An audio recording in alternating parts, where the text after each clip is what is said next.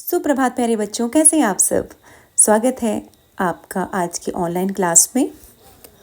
मैं निशा ठाकुर आज आपको पढ़ाऊंगी कक्षा 11वीं विषय हिंदी का पाठ 6 खाना बंदोश की अभ्यास प्रश्नोत्तर। तो चलिए शुरू करते हैं। पहला है, जसदेव की पिटाई के बाद मजदूरों का समूचा दिन कैसे बीता। तो जसदेव की पिटाई के बाद मजदूरों का समूचा दिन दहशत और अदृश्य भय में बीता। सभी इस डर में जी रहे थे कि सूबे सिंह कभी भी किसी भी वक्त लौट कर आएगा और उनसे मारपीट करेगा। ठीक है। प्रश्न नंबर 2 है, मानो अभी तक भट्टे की जिंदगी से तालमेल क्यों नहीं बिठा पाई थी। तो मानो जो है शहर से दूर, मानो का घर शहर से दूर खेतों में था। यहाँ यातायात का कोई भी साधन नहीं था। बदहवाली के कारण उसे गांव छोड़कर भट्टे का काम करने के लिए आना पड़ा था, गरीबी के कारण। ठीक है बच्चों, अपने पति सुकिया के कारण उसे भट्टे का काम करना पड़ रहा था। भट्टे का माहौल उसे हालांकि पसंद नहीं था। शाम ढलते ही वहाँ का वातावरण उसे काट खाने को आ रहा होता था, ऐसे लगता था। ठीक है, वह इस माहौल में घबराने लगती थी। यही कारण था कि यहाँ के जीवन से वह संबंध स्थापित नहीं कर पा रही थी।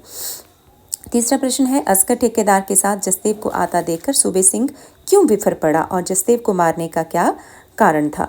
सूबे सिंह ने मानो को अपने दफ्तर बुलाया था। ठीक है बच्चों, वह उसके साथ गलत व्यवहार करना चाहता था। उसने असगर ठेकेदार को मानो को बुलाने के लिए कहा था। जब असगर ठेकेदार यह बात मानो और सुकिया को कही तो सुकिया जो है क्रोधित हो उठा। स्थिति भांप कर जसदेव ने फैसला लिया कि वह मानो के स्थान पर सूबे सिंह के पास जाएगा। ठीक है, जब सूबे सिंह ने देखा कि मानो तो नहीं आई है और उसके स्थान पर जसदेव आया है तो वह बिफर उठा, यानी कि क्रोधित हो गया। मानो का सारा गुस्सा उसने जसदेव पर निकाल दिया और उसको पूरी तरह से जो है उसके साथ मार पिटाई की। चौथा है, जसदेव ने मानो के हाथ का खाना क्यों नहीं खाया। जसदेव ने मानो का हाथ का खाना इसलिए नहीं खाया क्योंकि मानो क्या थी बच्चों, दलित समाज से वह संबंध रखती थी और जसदेव उच्च जाति का बामन था। साथ ही उसे यह भी लग रहा था कि उसे बचाने के प्रयास में ही उसने मार खाई है। ठीक है। पांचवा प्रश्न है, लोगों को क्यों लग रहा था कि किसी ने जानबूझकर मानो की ईंटें गिराकर जो है उनको रौंद डाला है। शाम में मानो कच्ची ईंटों की जालीदार दीवार बनाकर गई थी, परंतु जब उसने सुबह आकर वहां देखा तो वहां टूटी फूटी ईंटें पड़ी थी। देखने पर ऐसा लग रहा था कि किसी ने उन्हें बेदर्दी से रौंद डाला था और रात में कोई आंधी तूफान भी नहीं आया था जिसके कारण वे गिर सकती हो।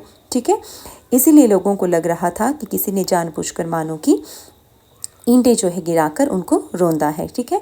छठा क्वेश्चन है, मानो को क्यों लग रहा था कि किसी ने उसकी पक्की ईंटों का मकान को धाराशाही कर दिया है। उत्तर रहेगा, मानो ने अपनी पक्की ईंटों के मकान का सपना देखा था। उसने अपने सपने के बारे में अपने पति सुकिया को भी बताया था। दोनों अपने इस सपने को साकार करने के लिए जी जान से जुटे थे। वे देर तक जो काम करते, देर रात तक। ठीक है, और सुबह भी जल्दी उठकर भट्टे पर चले जाते।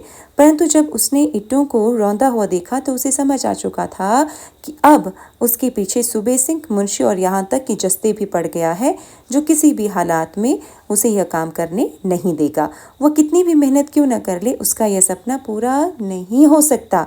इसीलिए उन टूटी हुई ईंटों को देखकर उसे ऐसा लगा कि किसी ने मानो उसकी जो है पक्की ईंटों के मकान को धराशाही कर दिया हो। सातवां क्वेश्चन है, चल ये लोग हमारा घर ना बनने देंगे। सुकिया के इस कथन के आधार पर कहानी की मूल संवेदना आप स्पष्ट कीजिए। इसका उत्तर है बच्चों, इस कथन में सुकिया और मानो जैसे लोगों की शोषण भरी जिंदगी का पता चलता है। पूंजीपति वर्ग उन्हें पैसे के जोर पर अपने हाथों की कठपुतलियां बनाकर रखना चाहता है। सूबे सिंह जैसे लोग सुकिया तथा मानो जैसे लोगों को चैन से जीने नहीं देते।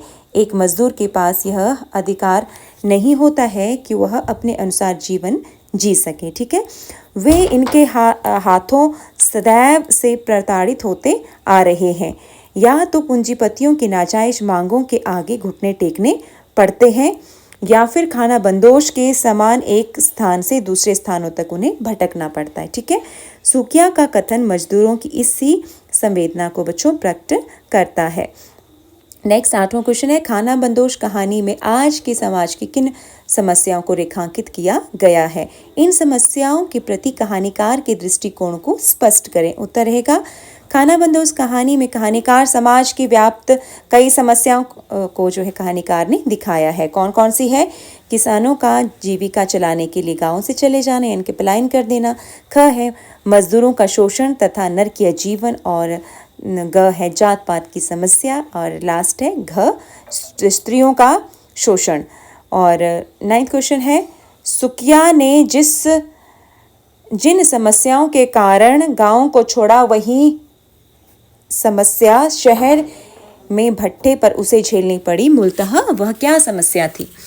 तो उत्तर रहेगा, रोजगार की समस्या को लेकर सुकिया ने गांव छोड़ा था, परंतु शहर में भट्टे पर आकर भी उसकी आमदनी अच्छी नहीं थी। वे दिहाड़ी मजदूर थे, बेहतर जीवन तो दूर अपना गुजारा भी सुकिया और मानो किसी तरह से कर पाते थे, यानी कि बड़ी मुश्किल से उनका गुजारा हो रहा था। अंत में मजदूर होकर उन्हें भट्टे की मजदूरी भी छोड़नी पड़ी। फिर से रोजगार की समस्या अब उनके सामने आ गई थी। ठीक है, 10वां क्वेश्चन है, स्किल इंडिया जैसा कार्यक्रम होता तो क्या तब भी सुकिया और मानो को खानाबंदोश जीवन व्यतीत करना पड़ता? उत्तर रहेगा, स्किल इंडिया जैसा कार्यक्रम होता तो सुकिया और मानो को खानाबंदोश जीवन व्यतीत नहीं करना पड़ता। वे सरकारी योजना का लाभ उठाकर नए कामों को सीख सकते थे और अपना कौशल भी वो विकसित कर सकते थे। ठीक है, इसके बाद वे कोई रोजगार ढूंढ सकते थे और दोनों मिलकर जो अपना व्यवसाय खोल सकते थे। ठीक है, तो ये महत्वपूर्ण प्रश्न अभ्यास प्रश्न थे खानाबंदोश पाठ के, जो हमने आज की इस वीडियो में चर्चा की। उम्मीद करती हूँ कि आपको इन प्रश्नों के उत्तर जो है समझ आ गए होंगे। यदि आप जो है पढ़ाई से संबंधित इसी प्रकार की और नई वीडियोस देखना चाहते हैं तो आप मेरे चैनल निशा ठाकुर को ज़रूर सब्सक्राइब करें और इसका आप लाभ उठाएं। धन्यवाद।